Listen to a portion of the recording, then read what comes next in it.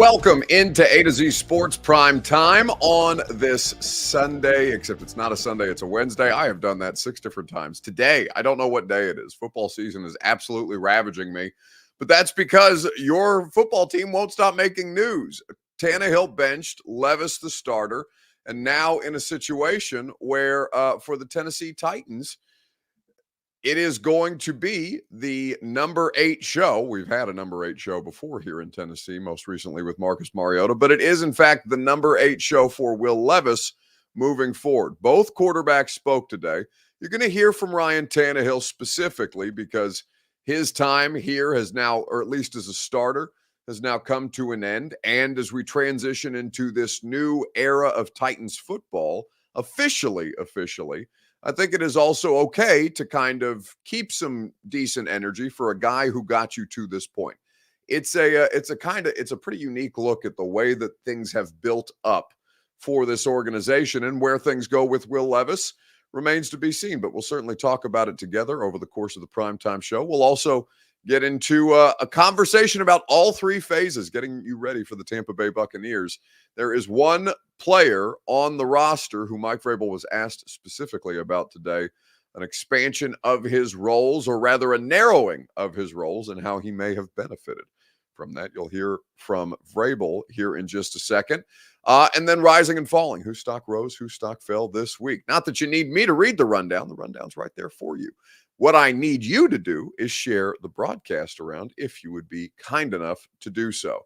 If you're hanging out with us on Twitter, retweet the show, bottom right-hand corner of your screen, if you would be kind enough to do so. If you are on Facebook Live, you can share now to public.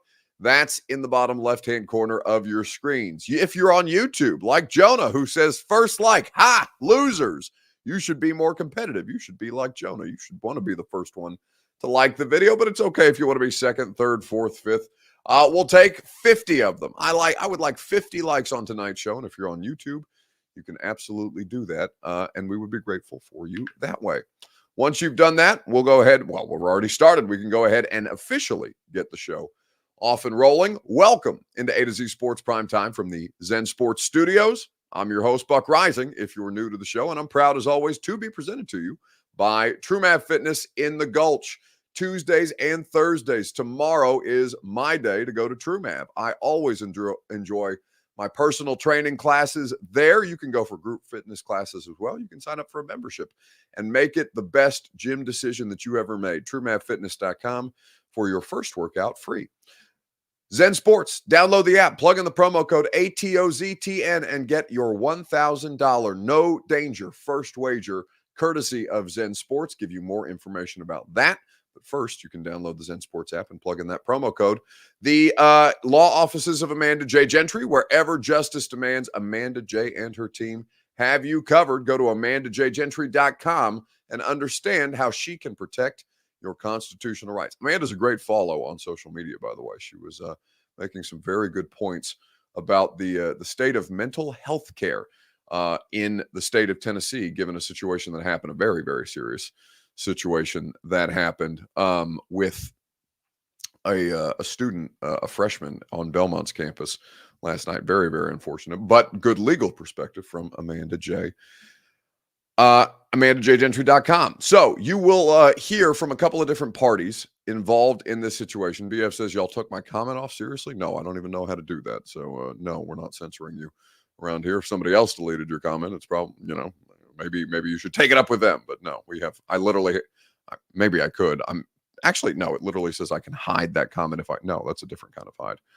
I have zero. Oh, I could put people in timeout. I had no idea that I could put people in timeout. Either way, not capable of censorship because I don't know how to work this thing. That's what Bert's for.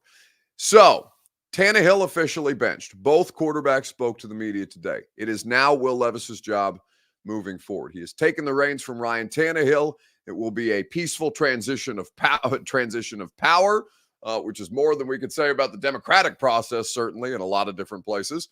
But for the Titans quarterback situation, things will roll on. Now, as you look at this circumstance moving forward, and you'll hear from Ryan Tannehill here in a second, it does pose an interesting question because right now Tannehill still isn't healthy. Even if Ryan Tannehill was available, or rather, even if Ryan Tannehill, still had a shot to be the starter, he's not able to physically go right now. So, as we look at this circumstance, Malik Willis will in all likelihood be the backup against the Bucks. But I want to pose you this question because I think it's pretty interesting. If Ryan Tannehill is healthy, who is the backup quarterback for the Tennessee Titans? We'll discuss at length together right after I remind you that your Two Rivers Ford take is presented by the great people at Two Rivers Ford, powered by Ford, driven by people. Go to Two Rivers Ford in Mount Juliet. Quality American-made Ford vehicles and award-winning customer service. Nobody goes above and beyond the way that Two Rivers Ford does for you. Who's the backup quarterback in Tennessee when Tannehill is healthy?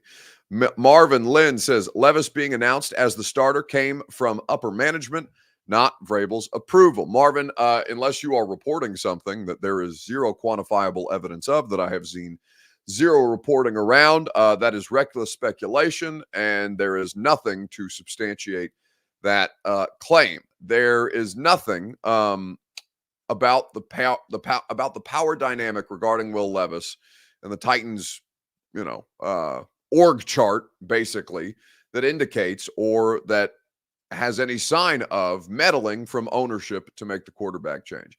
The quarterback change was made by the coaching staff. The coaching staff is headed up by Mike Vrabel. Mike Vrabel made the decision on the quarterback. There has been zero indication that Amy Adams-Strunk got involved. There has been rumors about Amy Adams-Strunk getting involved in Derrick Henry stuff. That was refuted. Marvin is here propagating a lie or an unsubstantiated claim, we will say, because nobody else is telling said lie. So it's nothing but an unsubstantiated claim that, has no bearing on the situation. So, incorrect.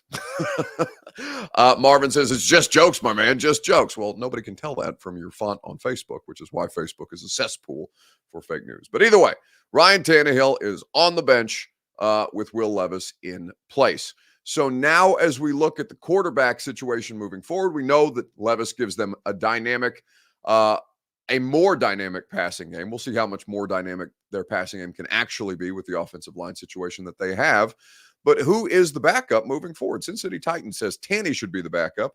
Willis still isn't capable of being an NFL quarterback. Amar disagrees. He says Tanny over the hill is the quarterback situation. Jonah says, I say let Ryan stay on the sideline. He deserves a break from the beatings he has been taking these last 2 seasons. I'm curious to see where he winds up next year. I have no idea where Ryan Tannehill is going to end up next year, and nor do I care because right now he's on this football team, the football team that I cover, and I'm curious about what his role is going to be in 2023. Now, it sounds like he's going to be the backup quarterback to Will Levis in this certain situation. All it says on my rundown is this clip labeled Butthurt Tannehill. So we will play for you Butthurt Tannehill at the podium today. How do your competitors want to play? How did the news hit you, and maybe how do you approach things moving forward? Oh, it hits hard. I mean, never been in this situation before, so, it hits hard. Never a situation that anyone wants to be in. But it's the situation I'm in, so got to walk through it. Got to walk through it, no pun intended, as he recovers from an ankle injury. He did not seem happy about it. Well, sure. Who the hell is going to be like? What do you expect him to do? I think a lot of people think that the money is going to, that money makes everything right. And that was brought up on the radio show today. I saw a lot of people in the comment section of the radio show talking about, well, give me a broken heart for $30 million or whatever Ryan Tannehill is making this year. He's a competitive athlete who just lost his job. He's been, at the top of, he has been at the top. He has been at the heights that the NFL can offer you outside of winning a championship. He's been one of the most effective quarterbacks for a period of time, a 2-year span in the NFL in 19 and 20, where Ryan Tannehill was one of the most effective quarterbacks in professional football. He was a first-round draft pick. He was a stud at Texas A&M. He was I'm sure, a high-level high school football player, both at wide receiver and with the ability to do a variety of different things as an athlete. And at 35 years old, he's being told, yeah, you can't do it anymore. Of course, that's not going to be taken well. He seemed like he deep down knew this was going to happen. Well, sure, of course this is going to happen. as soon as you see Levis throw for 4 touchdowns, you know that that's going to happen. Every player in the NFL, when you see the guy behind you balling out, you know that your time and that the coaching, that the clock has already started, and that basically as soon as you see a good performance that way, that your time in the league that way has come. J-Dub says the questions cut deep. I didn't think there was a single unfair question today. I saw people bitching about Karski, asking him about the Bengals playoff game. That and I think the context of the question is very, very important. Paul was asking him, what do you want to be remembered by here? Because it seems like a lot of people kind of strap the Bengals playoff loss to you, and that's the thing that you're going to be most remembered for here.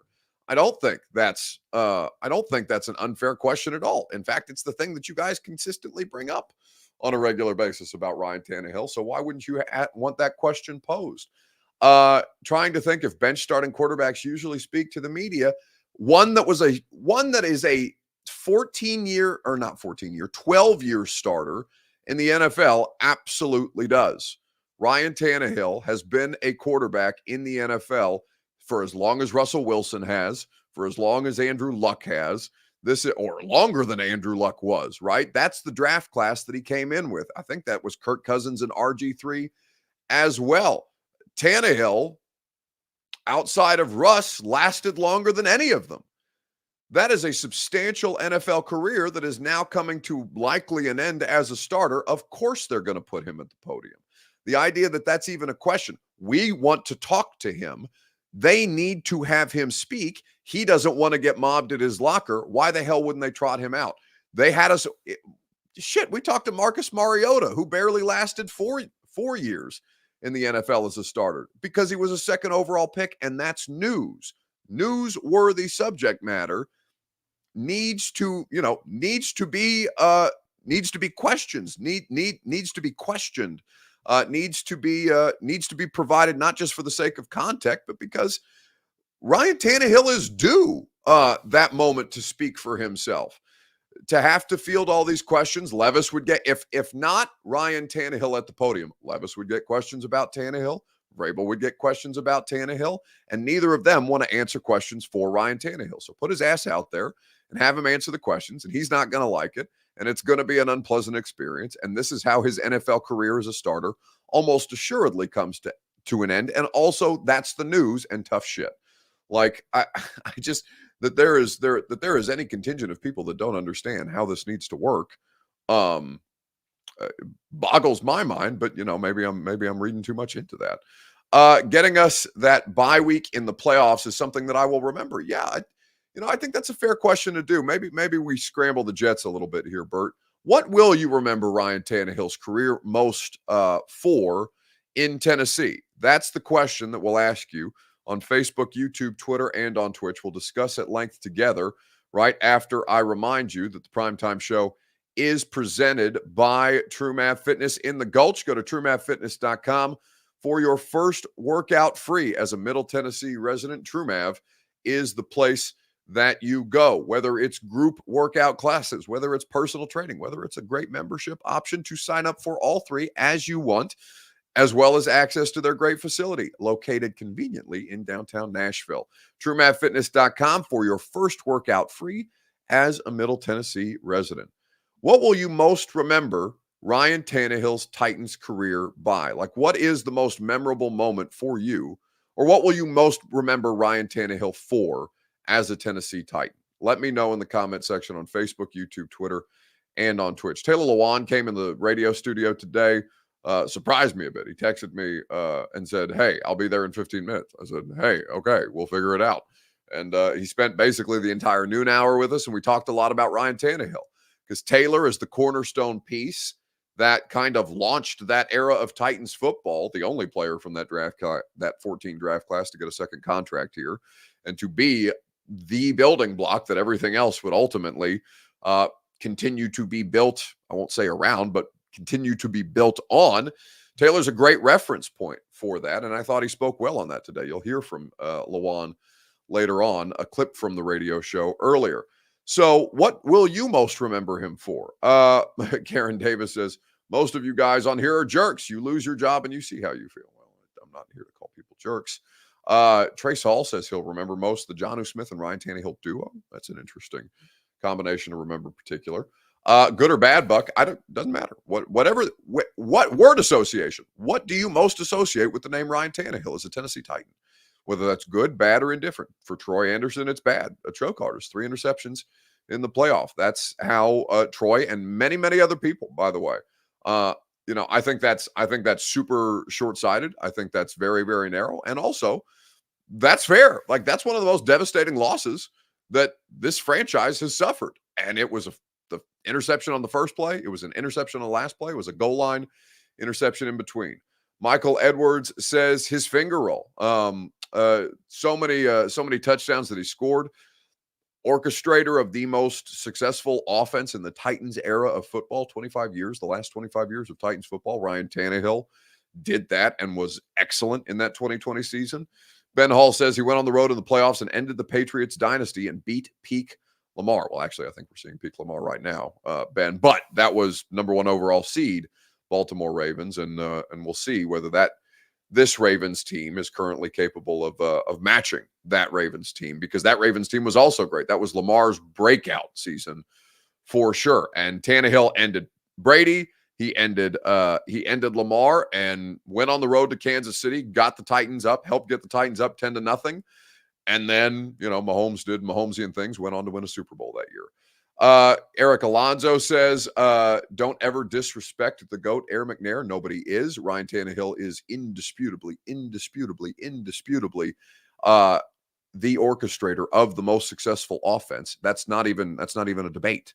Like, Steve never had the kind of offensive production that Tannehill and the Titans offense as a group did in 2020. That doesn't mean Steve McNair is still the greatest quarterback to play for the Tennessee Titans. But there is no disputing. It is factual. There are statistics for you to look at that Ryan Tannehill in 2020 was the most statistically effective quarterback for the most statistically effective Titans offense that has existed in 25 years of this franchise coming to Tennessee. McNair is the gold standard, and Ryan Tannehill is number 2 to McNair's number 1. It's not even close. Warren Moon was an Oiler. We're not doing franchise history. We're doing Titans era of football. Eric, if you want to have a dumb conversation like the one that you insist on having, how when McNair made the Super Bowl, Tannehill, Tannabum, he says, one and done.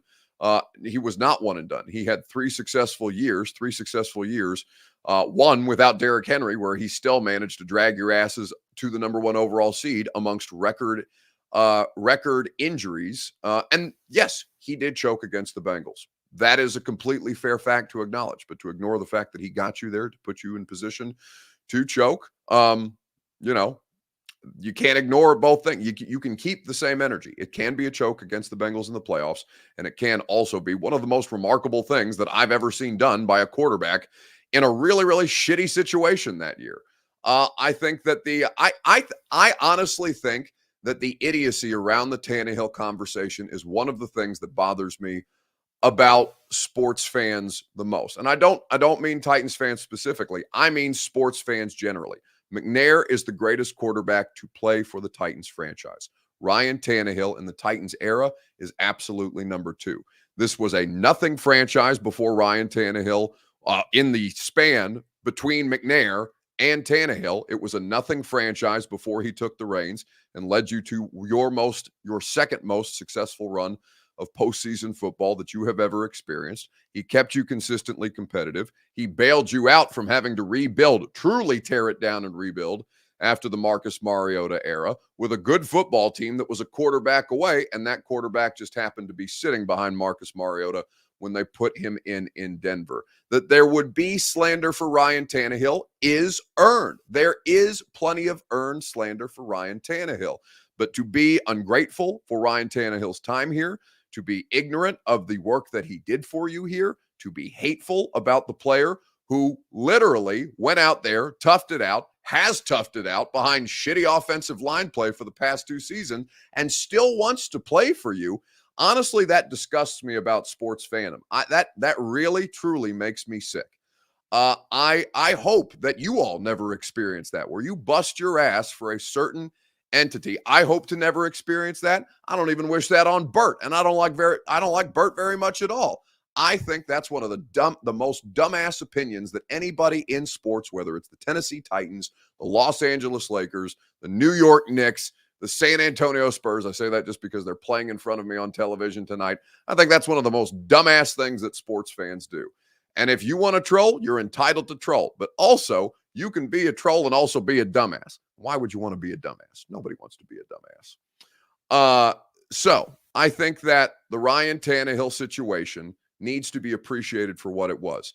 It can be bad moments. It can be the lowest of lows that was that Bengals playoff game. And also it can be the second most competitive stretch of Titans football that this franchise in that 25-year era has ever played. Absolutely. So the most memorable moment for me of Ryan Tannehill, because I covered every start that he made, covered his entire career here, obviously. It was probably Baltimore. Baltimore going into the Ravens stadium after upsetting Brady. The Brady thing was kind of like, all right, Tom and this team, they don't have much to work with. Tom Brady is clearly over the Patriots situation. This thing is coming to an end. I did not think that the Titans would beat the Patriots that day. I was in Foxborough to cover that game. And then we went to Baltimore, where they had no business being in that game. And not only did they have any business being in that game, but they went out there and put it on the Ravens pretty convincingly. Lamar Jackson damn near had 500 yards of total offense himself. And the Titans defense was great that day. And it wasn't Ryan Tannehill's, it wasn't an overwhelming Ryan Tannehill performance. I think he had 76 passing yards in that game, if I remember correctly. But he hit the big shot play to Khalif Raymond. He hit the one-cheek touchdown pass to Jonnu Smith. Derrick Henry was incredible that day. Jarrell Casey was phenomenal that day. And Jeff Simmons spit on Marshall Yanda, and the Titans beat the Ravens as the number 1 overall seed. It was one of the craziest things that I've ever seen in my life. And Tannehill was the quarterback for that. Second on that list is probably, oh man, there's a lot of good ones. When they upset the Chiefs here in Nashville, the competitive game against the Chiefs, not the one where they wiped the floor with the Chiefs. I'm pretty sure that was 2021 where they did so. Ryan Tannehill and A.J. Brown, was it 91 yards? I think it was north of 80 for sure. A touchdown pass in Oakland at the time against the Raiders as he was getting smoked. It's one of the best passes I've ever seen a quarterback make. Ryan Tannehill fading away, getting drilled by a defensive lineman, hits A.J. Brown in stride for an 80-plus yard touchdown. I can't remember the exact distance. There was a lot of great moments for him, and primarily in the regular season, which, that is what it is. The thing that Ryan Tannehill will not get the opportunity to prove here as a player in Tennessee is that he could meaningfully get them over the hump in the postseason. He wasn't able to do it. That's evident during his time here. But the Tennessee Titans are thought of as one of the most competitive franchises in the modern day AFC. And that is very much in huge part due to the level of play by Ryan Tannehill. 91 yards, Buck, says Shady Probs. We will never forget. It's great. It's just, there was a lot of great football there. And also a lot of low moments. But the way that this thing was kept alive, was bailed out, was saved from going through this shitty stretch that you're currently going through en route to finding out your next quarterback situation and all these different things. I don't know what Ryan Tannehill. It's a good question by Gene Gray. If you think about it, John Robinson killed Tannehill's career when he traded A.J. Brown. Man, I don't know what Ryan Tannehill's career, how much different it would have looked like with A.J. Brown, because the offensive line situation it's really, really bad. And Philadelphia has the best offensive line group in football. They have for 3 seasons now. That Tannehill or that AJ would have been the thing to outright, if not save, but prolong Ryan Tannehill's career here. Man, it is a curious thing to think about. Obviously, it doesn't matter. It's just a hypothetical. But the offensive line thing, the offensive line decisions killed Ryan Tannehill as much, if not more, than the AJ Brown trade. The AJ Brown trade absolutely was a death blow to a lot of things about this franchise. Trading away the most talented wide receiver that's ever been drafted by this franchise. Certainly didn't help Ryan Tannehill, but I do think that the offensive line situation, just how quickly it fell apart and how, blatantly they were incapable of drafting or bringing in talent to supplement failed drafts around their offensive line situation, whether it's Isaiah Wilson, whether it's Dylan Radins, whether it's the group that they trotted out last year. Like, it's a really, really, really poor circumstance that Ryan Tannehill has soldiered through the last 2 seasons. To his credit, wasn't good, certainly wasn't good, but I think it would be tough for a lot of quarterbacks to play competitive football behind the current group that is, as Royale Wright asks in Week 10, who is playing left tackle this weekend? I think it's Andre Dillard. So, hold your breath hold your breath there, Levis. Ario Carter says, do y'all remember this season, him playing terrible and never owning up to his poor play? Tannehill, I don't feel pity for you. Well, you're entitled to not feel pity for you.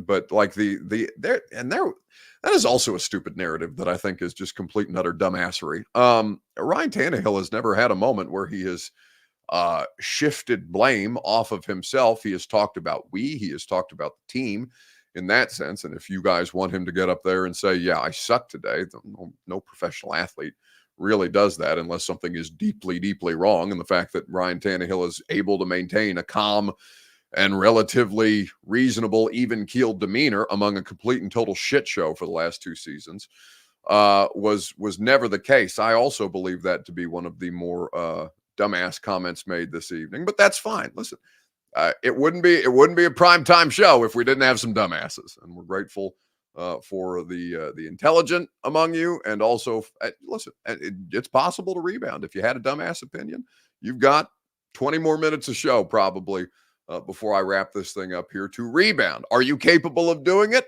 Well, that's incumbent upon you. Or will this be your first interception in a 3-interception game? You want to keep throwing interceptions, or you want to talk sensibly rather, I think, at this point. Ryan, low-key emotional today. I was surprised by his tone. You shouldn't be. These guys are the highest,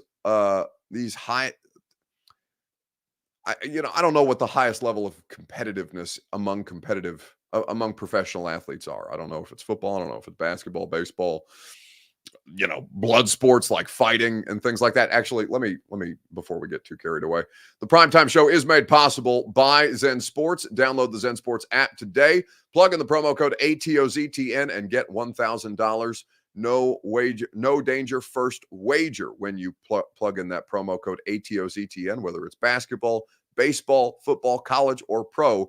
Your favorite major sports are available to you to wager on in the Zen Sports app. So get the promo code ATOZTN. Terms and conditions do apply. Gambling problem? Call the Tennessee Red Line. 1-800-889-9789 is how you go about it. So I think that there's a lot of different ways to look at how this situation has come to pass in the last couple of years.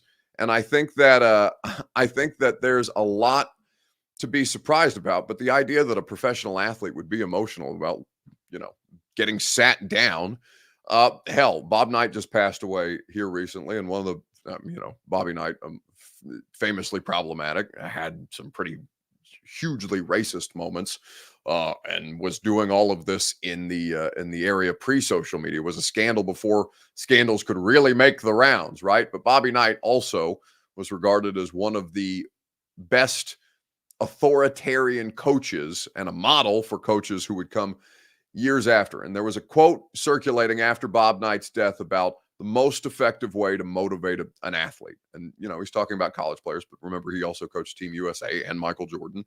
The most effective way, and I'm paraphrasing here, and I'm probably using much cleaner language than Bob did, But Bobby Knight says the most effective way to motivate a professional athlete is to put their ass on the bench.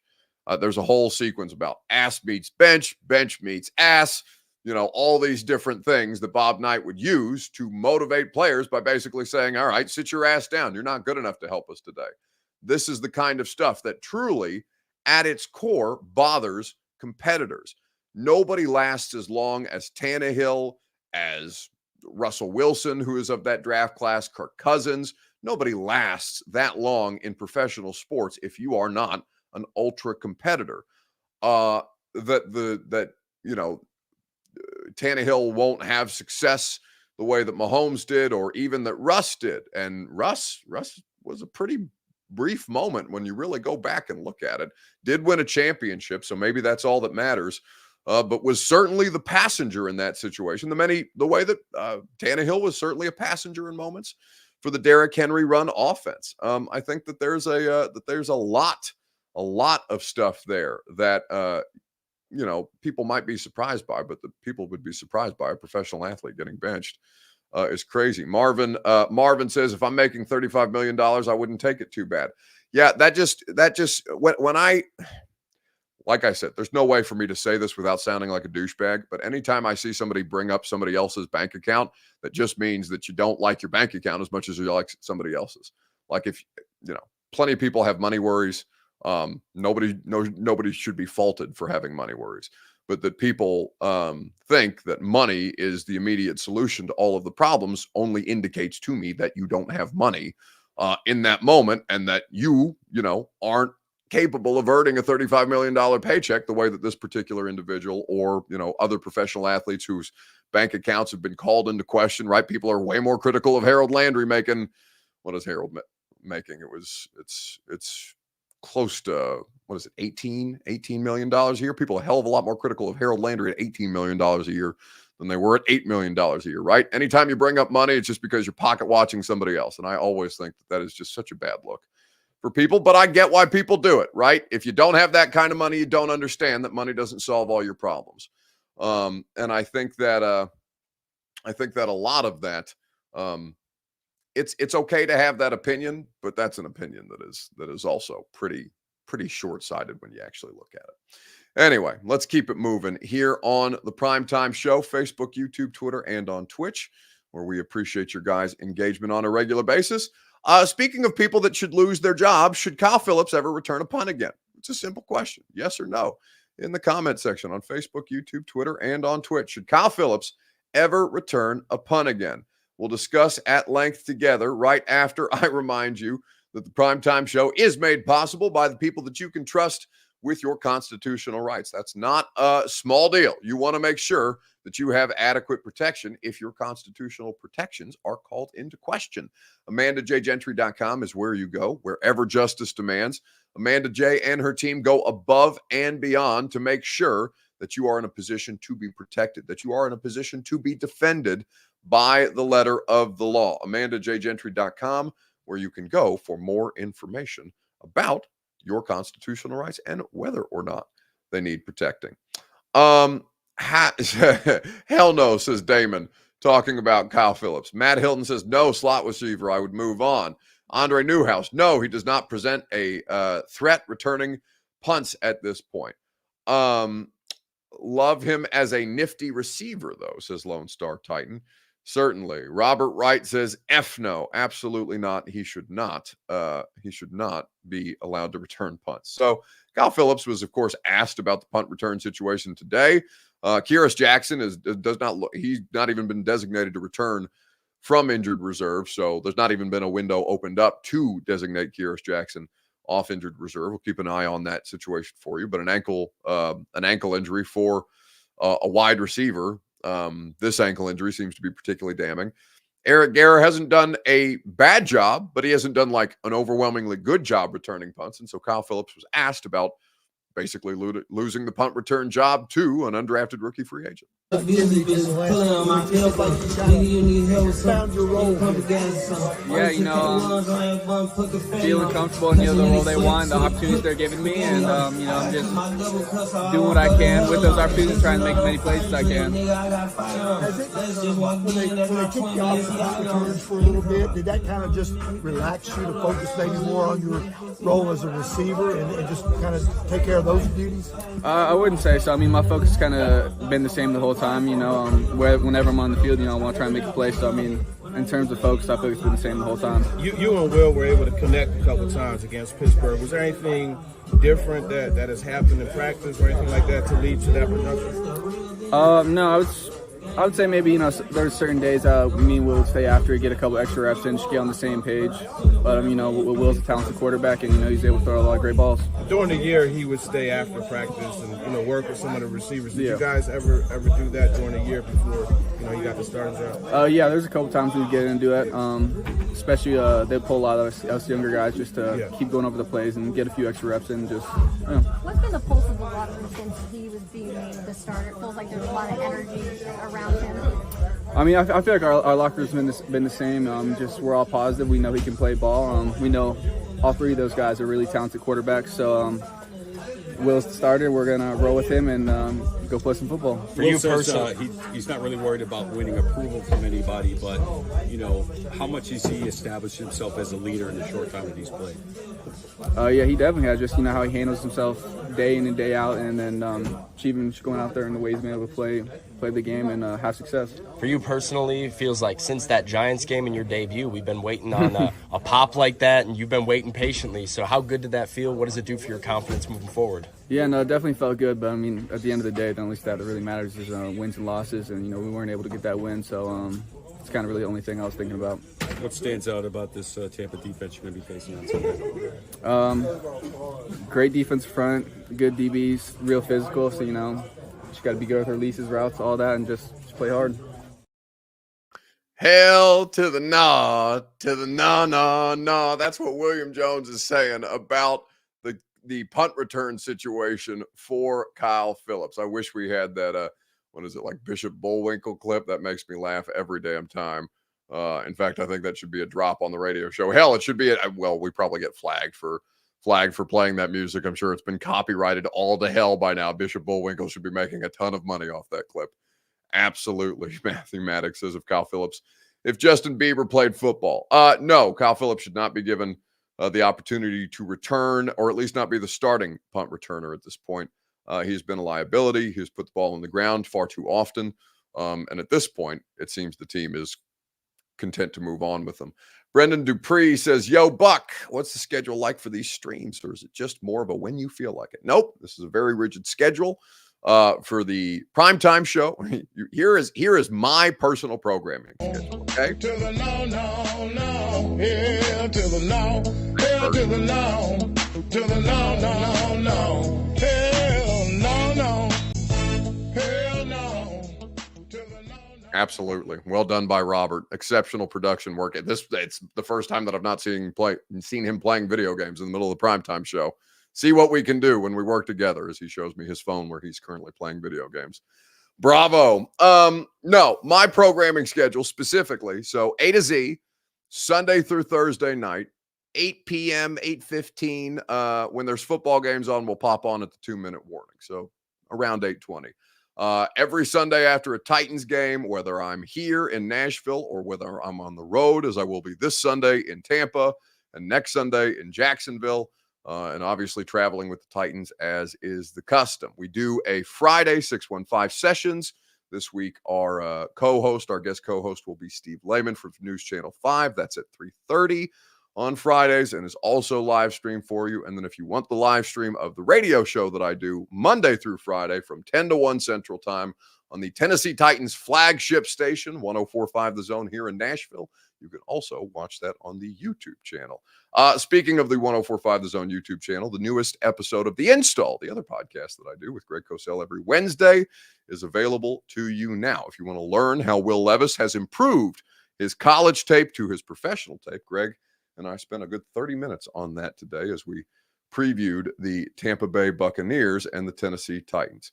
Buck hit y'all with that old banger. That's exactly right. Makes us happy. We love to see it. So yes, that is the programming schedule. I promise you, you can always find me wherever a microphone is to be had. Anyway, rising and falling. What are you giggling about? I'm going to pull you in there. What's wrong? What's wrong? What? You're shirtless. You're scared. I'm going to pull you in here. You can either come in here yourself or I'll do it for you. I have the ability to do this. Tell me what's wrong. Why? This isn't helping the situation. What's wrong with you? Because out of every comment there was, you hit the one porn spam bot. You hit all of the comments you pulled up. You pull up the one. I'm sure Katie Becky is a great person, but you're out of here. The porn spam. All right. Very good by Bert. Bert is here to monitor his video games, the musical requests, and the porn spam. Jack Penfold says, moon us now, please. I've seen entirely too much of that giant white freckled ass in my time. Don't. No. Stay back there. Stay in the shadows. What's that woman that makes the all those different faces when she's thinking about it and her head goes to the side and then she's thinking about it over here? It's just a whole, that's the kind of the many faces of Robert Lee Walsh. Anyway, we'll keep it moving. Here on the Primetime Show, who's rising and who's falling this week in sports? That's the question. We will let you know who's rising and falling this week right after I remind you that the Primetime program is made possible by the Ashton Real Estate Group of RE/MAX Advantage. Go to GaryAshton.com where you can get the intel edge you need to succeed. The Intel Edge allows you to buy or sell your home without any showings or staging, allows you to capitalize on this red-hot Nashville real estate market. Go to GaryAshton.com for more information, for more intel. Jacob Ray says, oh, shit, Blaine Bishop is on. Blaine Bishop was a recent guest co-host of the 615 Sessions podcast, which is why it's worth watching. And I am also on weekly with Blaine and Mickey on their radio show from 1 to 3. We all hope Levis is rising, says Roy L. Wright. Falling equals David Ross. Yes, the Cubs manager run out of town. Tighten up, says Vita Vea. We'll have a day against Aaron Brewer. Yeah, Gosell and I talked about that. Probably stock up Vita Vea this week. The size disadvantage there is just, it's a really, really tough thing to overcome. The optics alone are going to be hilarious. But my falling candidate is Ryan Tannehill. He's fallen out of the starting lineup. And that's well and good. It was time to move on, certainly. Will Levis has shown enough to make this his starting job, at least for the rest of the season, and then we'll have to continue to earn it beyond 2023. So I called in reinforcements. In fact, reinforcements called me to come in and talk about Ryan Tannehill on the radio show today. This is why the radio show is always worth listening to or watching, because you never know who might pop in to the studio with us. Hey, bud. How are you? I'm great. It's good to see you. It's been a while. It has. I think the last time I actually saw you was at Beer Olympics. That's right. Yeah. What a time, right? What a time. We can't talk about it on the You're air. right. You're right. Absolutely. How have you been experiencing this Titan season? As a fan, it's wild. But I can totally, like, when I was playing, you didn't understand why, like, fans are getting so high with the highs and so low with the lows.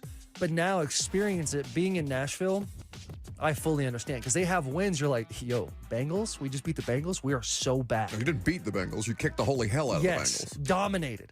And then you go and lay an egg after that, and it's like, God, like what's got to get figured out? And that's kind of just what has been a theme, is like you win the games you're not supposed to win, you lose the games you're supposed to win. And so I feel the energy with Will Levis, but I feel like it's important to bring it back to Ryan Tannehill, because Tannehill's been painted in the city as a villain to some extent, which inevitably comes with the territory that we all endure. Towards the end of my career, I've been the bad guy in situations. You're getting injured, guys on the field. Why are we paying him this much money? I understand that. But if we can look back at Tannehill and we realize, guy comes in 2019 for a 4th round pick, and then essentially takes us to an AFC championship, makes us contenders. The Dolphins want to get rid of him so badly that they're paying the bulk of his salary to come to Tennessee. Right. And so and he's done so much for this franchise, right? We go to the AFC Championship. We're the number 1 seed going in the playoffs in 2021. And so now that it's coming to an end, we should be excited about Will Levis. It's only a 2-game sample size, but he's moved the ball up and down the field. And the most important thing about Will is the confidence he's showing in and out of the pocket, picking up blitzes, seeing a rotation of safeties. The way he seems like he's handling it, where he seems he's mentally steps above where a rookie should be right now, and that's exciting. But we got to tip the cap to the boy Tannehill.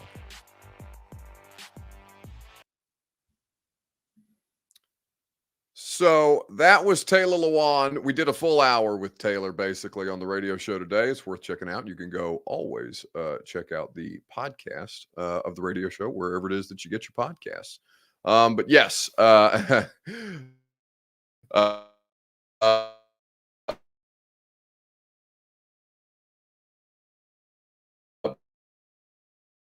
Puka says, so Buck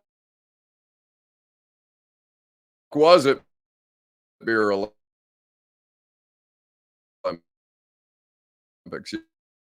Yes, indeed, I was. I was at Beer Olympics, and we do not need to talk about the situation. Absolutely. But that's going to do it for us tonight on the Primetime Show. We appreciate you guys spending your evening at it tomorrow when Peter Skoronski, the first-round pick of the Tennessee Titans,